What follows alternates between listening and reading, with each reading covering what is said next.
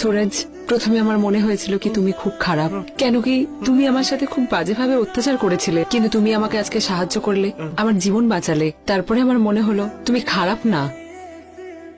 দেখো, আমি আছি তোমার, আমার দিকে দেখো। সুরজ, এটা কি করছো তুমি? সুরজ, কি করছো তুমি? ছাড়ো আমায়। जब से दिल को मेरे तू लगा है। চান কি আপনি? এই ললিপপের মধ্যে কি আছে যেটা ও না পেলে আমার উপর অত্যাচার করে? তুই সত্যি জানতে চাস ওটাতে কি আছে? শোন, এটা কোনো সাধারণ ললিপপ নয়, এটা স্পেশালি সুরজের জন্য তৈরি করি। ওকে বহু বছর ধরে দিচ্ছি।